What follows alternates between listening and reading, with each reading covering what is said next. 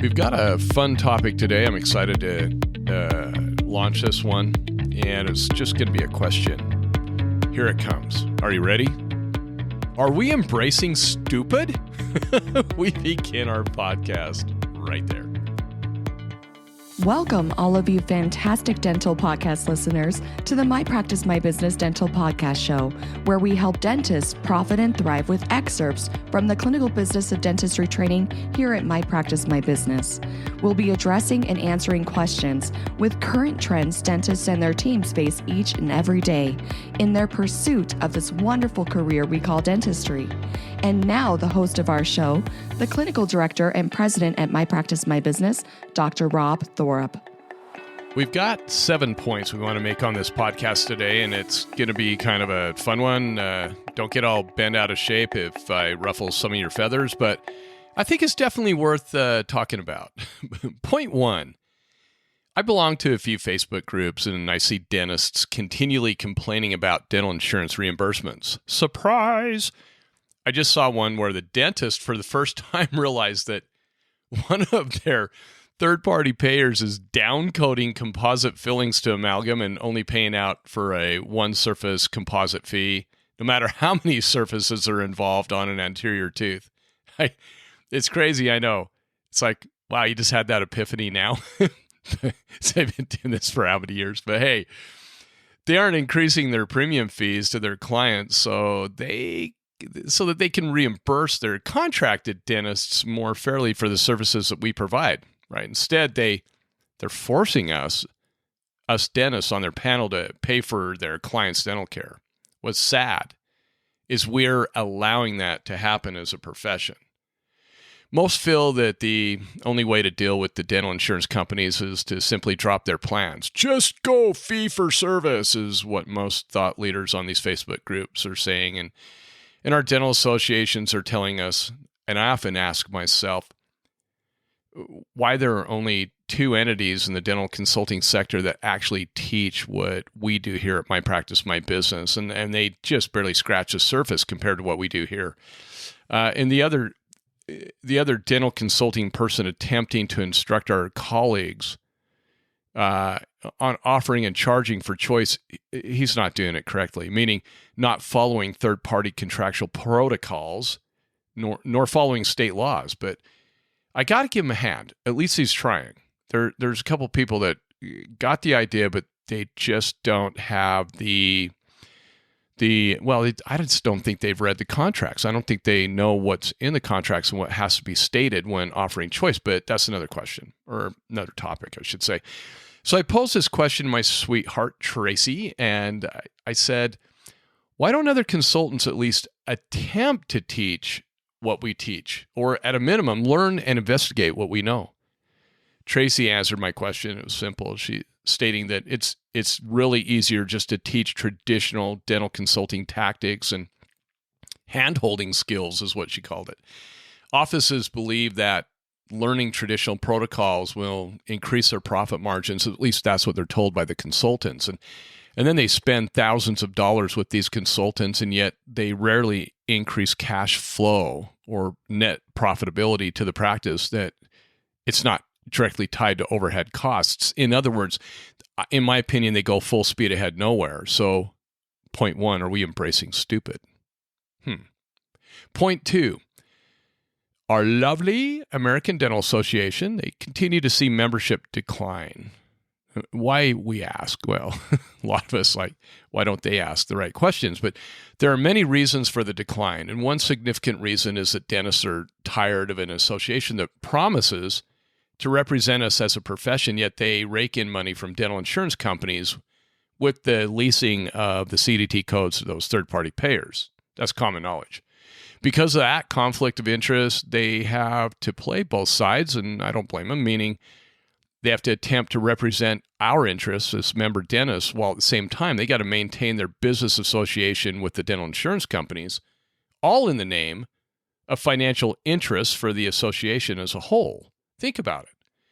If the ADA brings in millions of dollars from the membership of dentists nationwide, and They also bring in millions of dollars by leasing the CDT codes to dental insurance companies, software companies, anyone else who uses the codes or the CDT codes. They, the American Dental Association, they own those.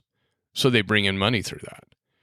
But think that through, my friends. Can we really believe and trust that the ADA will truly have the interests of the solo or group dental practice at heart who happen to be signed up with multiple PPO plans when their very pockets are being lined with the monies from Delta, Cigna, Blue Cross, Select Health, MetLife, etc., etc., etc.? Okay, it becomes difficult to believe, in my opinion, that the ADA will fully have our backs when it comes to the dental insurance industry. But the good news is let me share this with you. Tracy and I met with the executive director of the ADA this year and laid out some very important issues with third-party payers and the ADA's lack of definitions on certain topics. And time will tell if they act upon our justified issues that we presented to them. There's a new sheriff in town in Chicago, and in meeting with him, I've never been more hopeful. I like his thought leadership. We'll see what happens. Having said that, we're all getting pretty tired of seeing the ADA pat themselves on the backs with their following so-called accomplishments, and I'm going to give you some examples, okay? 1, the minimum loss ratio.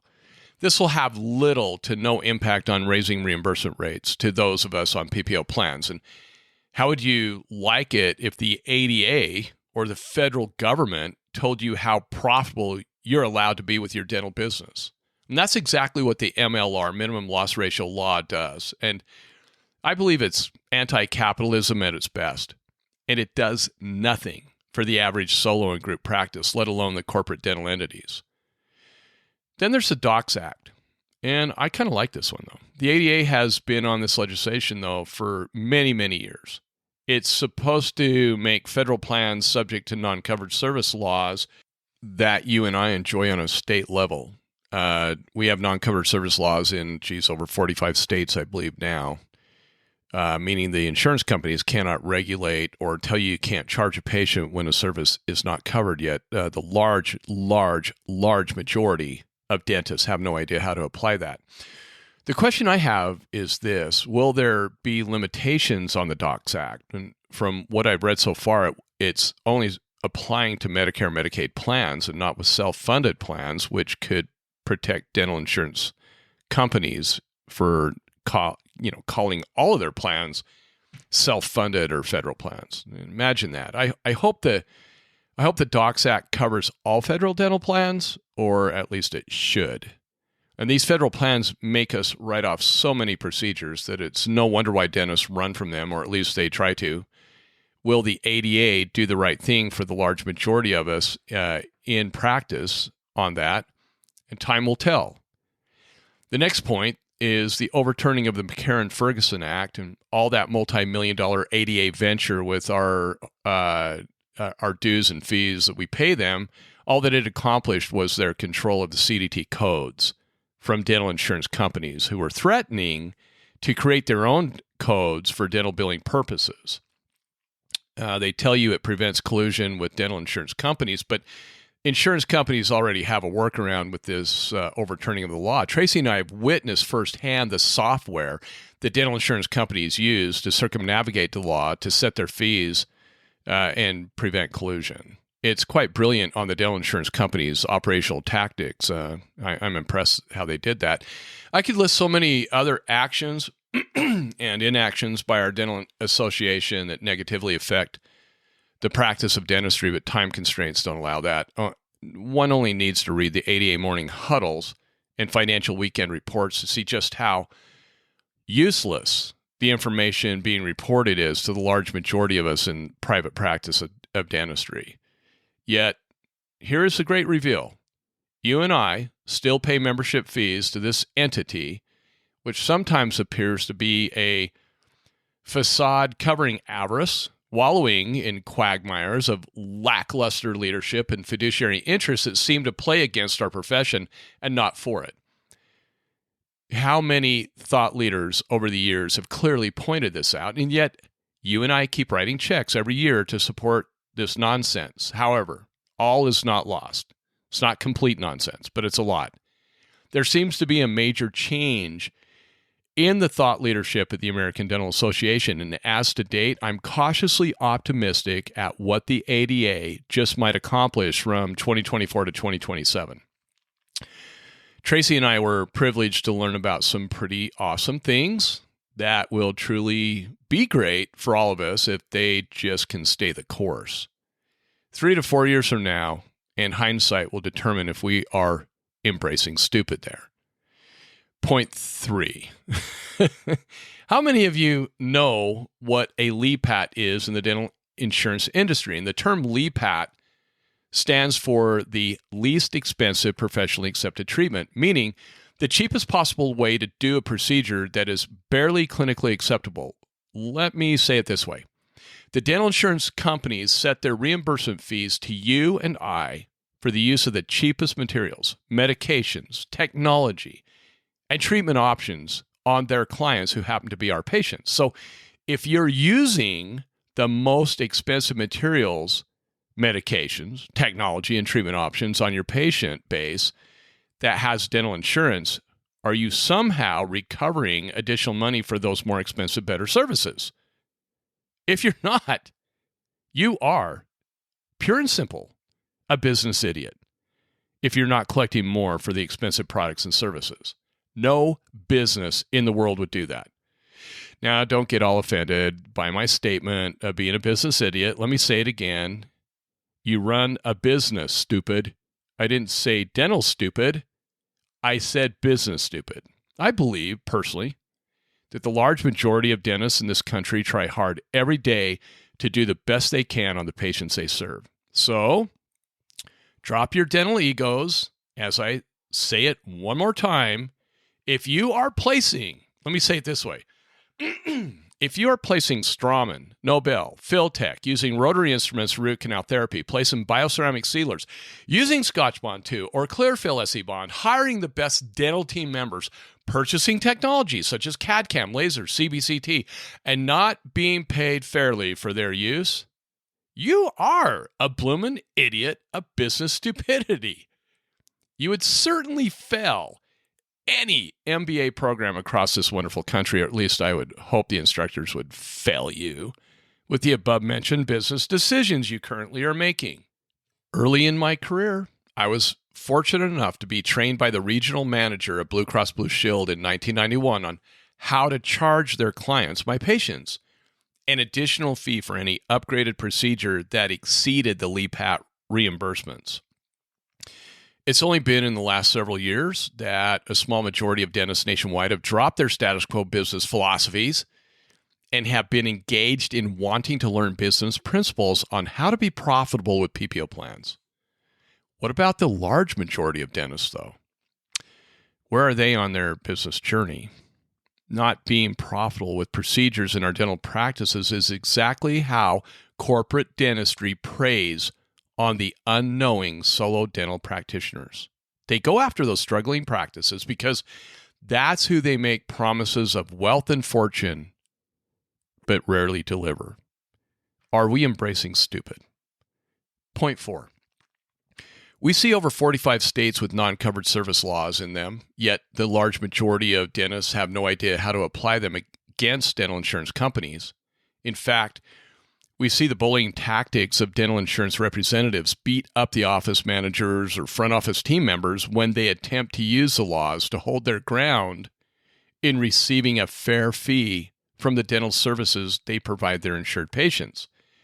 They tell those wonderful people running our offices that they have to write off the balances, refund patients, and even send back money to the dental plan, or else they will hold those funds from another patient for the fee they perceive you owe them, all while breaking the law on the books in each state that have non-covered service laws. Aren't they wonderful? Allow me to read the typical verbiage of a non-covered service law found in 45 states and ask yourself this question: do I understand this law, let alone how to apply it in my business to protect my financial business interests?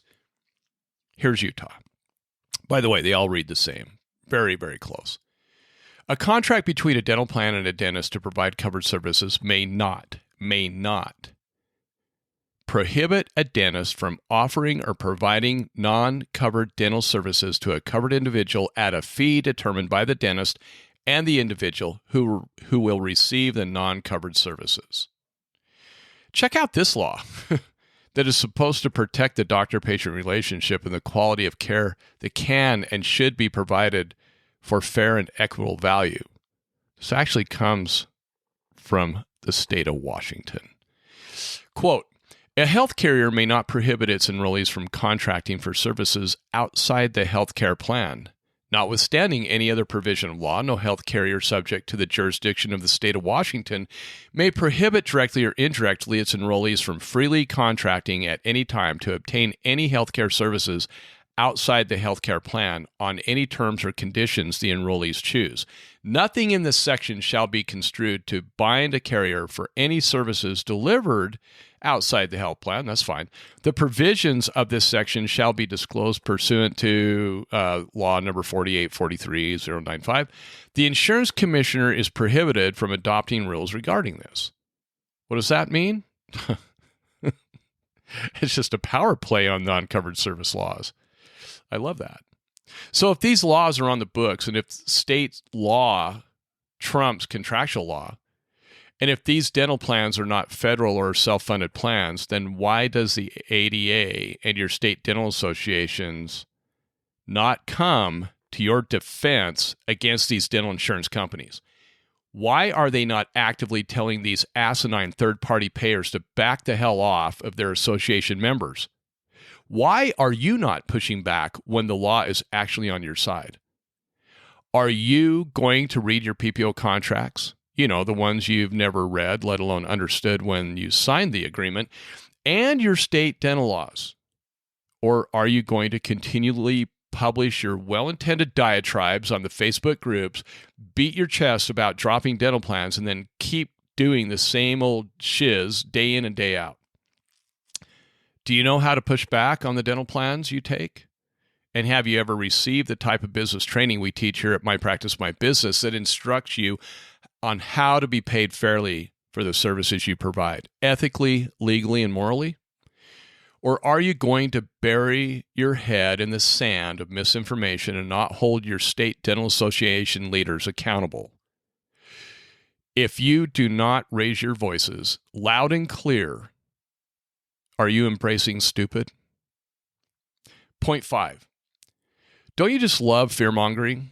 We've all heard it from political parties, industry leaders, sales reps, and yes, especially from certain team members. Office managers and hygienists are two of my favorite.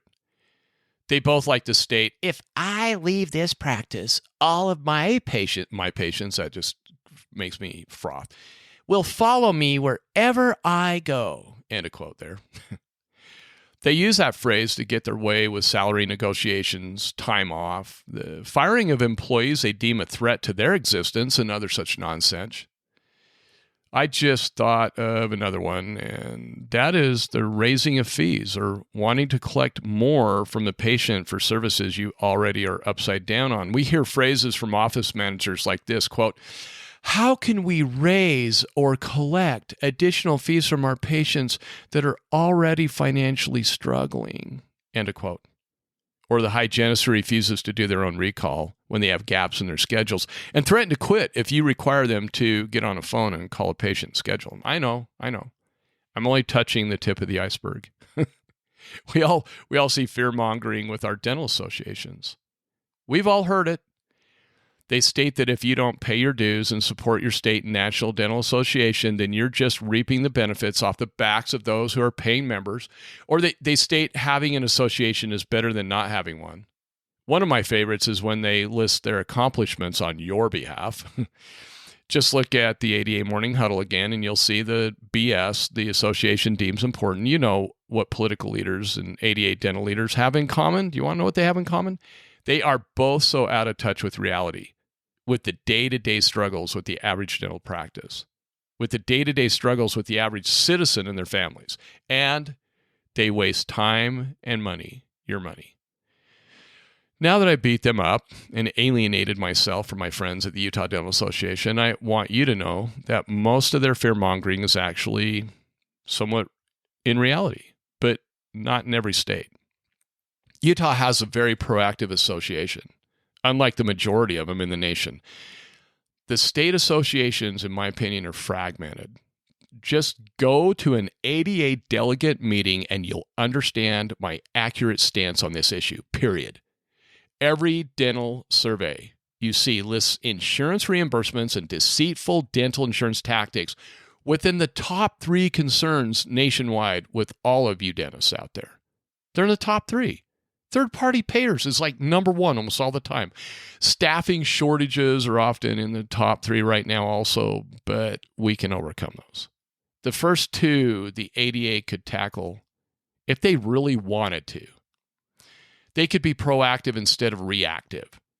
And those who are not paying association members should not get to sit in the lap of luxury of reaping the benefits of actual ADA accomplishments. So now I'm going to turn the tables on you. I don't care for freeloaders, but are the ADA accomplishments really beneficial to the majority? And that's the problem even past ADA and state leaders accuse the association of not realizing. Think that one through. As I've clearly stated before, ADA membership is on the decline because of the decisions of past ADA leadership, pure and simple. However, my friends, I do have a little bit more faith in the current people at the helm of the ADA, and let's see what happens. Remember, all of us have a voice as members, and someone once said, evil people rule when good people do nothing. I believe inaction leads to complacency and mediocrity. We have enough followers in this world. What we need are leaders who are not afraid to simply lead, and that's why Tracy and I met with the executive director of the ADA. That's why we have a lot more faith instilled in us with the ADA of what can be accomplished, but we have given a list of tasks that are very important, a small list, not a big one, that are very important to all of you who are PPO providers. So we'll see what happens with that list by the end of the year. It's going to be very telling, and I hope with all my heart I can put my full support behind the ADA and praise the accomplishments that are happening, and I do have faith in this leader. If you do not conform and comply, we're told, you are the problem.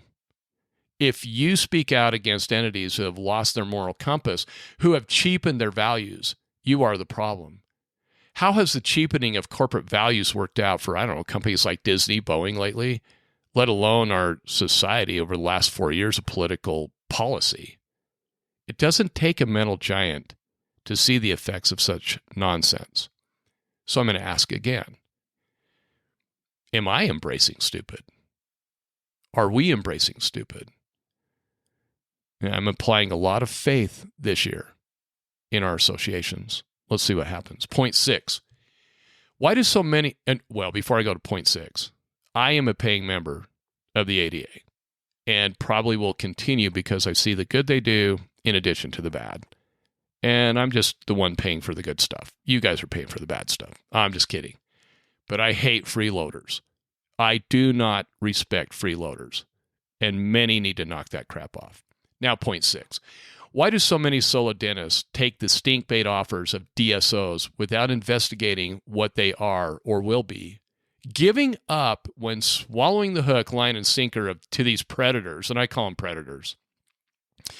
The main reason dentists give up their autonomy and business opportunities are because they don't know what they don't know. I'm going to tell you what the corporate predators are not telling you that you absolutely need to know. In the last 2 years, we've trained offices, knowingly and unknowingly, who have been part of what are known as IDSOs, or Invisible Dental Service Organizations. As most of you would expect, when I'm training these docs and teams with Tracy, I don't hold back when it comes to key business concepts of real profits and profitability, not the crap they teach. We also teach practices how to not complicate the operations of running their dental businesses. When dental teams get to see firsthand how my practice operates, and I'm not perfect, but we figured things out after 30 years, and how non-stressed we are, and how much my team and I make each month with a patient base of over 90% of them on a PPO plan, they begin to strategize and implement the same processes in their own practices that they see in mine and that we teach here at My Practice, My Business. Dental consultants have complicated our lives when it comes to running our businesses. I see it all the time. And at My Practice, My Business, we simply uncomplicate it with profit margins dental teams have never dreamed of, all with need-based dentistry on PPO and fee-for-service patients. In other words, it really isn't that difficult to run your own business, meaning your dental business. Every time I talk with a doc who is sold out to a DSO entity, they tell me they are still managing the business. The DSO says, oh, we'll take this over. No, they're still hiring and firing, training their team members, doing their own marketing, shopping for better price points on supplies and labs, and all the other things that the DSO tells them that they can do better than the dumb dentist, as they have stated to us. Having said that, I'm not sure who has redesignated their nomenclature more. DSOs or periodontal classification academics. Ouch, I just said it. The whole DSO model is now like, it's going to be more like a group practice because we're not going to be able to get the EBITDA that was once promised. When our attendees, the ones who happen to be part of a DSO group, witness, implement, and experience how easy it is to run a profitable practice, reducing their stress levels dramatically, they suddenly have a remarkable epiphany of just how bad of a decision they made in selling their soul to that invisible DSO who promised them the world. Using those phrases like EBITDAs, wow factor, making themselves look business savvy, yet they rarely deliver on those pseudo-promised earnings on the sale of your practice to those blood-sucking predators. In fact, they often request you to invest more of your hard-earned money back into the growth of their multi-level Ponzi scheme. Are we embracing stupid? Point 7. Train with us and learn business skills to prevent deception from those who teach the status quo of non-profitable protocols. If you've been offended from the truths I've written or spoken here today, I apologize for my harsh tone. Kinda. However, I don't apologize for speaking the truth. No one teaches the powerful business concepts like we do because no one has challenged the status quo like we have. We will continue to fight the fight that some dental associations refuse to fight. We encourage you to support your state and national dental associations, but only if you can hold them accountable. We don't take bribes, and we don't compromise our values here at My Practice, My Business. We will continue. We will continue to guarantee our training programs and savor the success of our clients with their continued experience here with us. Please be teachable and let us here at My Practice, My Business help you on your clinical business of dentistry journey. Yes, you can be profitable with PPO plans. You just need to be taught the correct way to do it. Make the phone call. We stand ready to serve you and your team. Thank you so much and have a wonderful day. Thank you for being with us today. Since 2006, My Practice, My Business has been teaching dentists and their teams business skills, dental insurance contractual protocols, and state laws governing how to profitably bill patients fairly for the need-based services they provide. What's more, we guarantee our training, unlike other dental consulting companies in the industry. Simply stated, if you don't increase your net revenue, we don't get paid. We call it dental consulting the way it should be. We believe there's never been a more important time than now for dentists to experience and implement our key methods, knowledge, and business training within their dental practices. To learn more about our guaranteed, no-risk clinical business of dentistry training that is changing dental practices for the better, just go to our website, mypracticemybusiness.com, and surf our pages for additional information about our company and the services we provide. When you're ready, give us a call and get scheduled for the most profitable dental business training that you will ever experience. If you enjoyed our podcast, please leave us a 5-star review. If you have any questions, please don't hesitate to call us. Thank you again and have a fantastic day.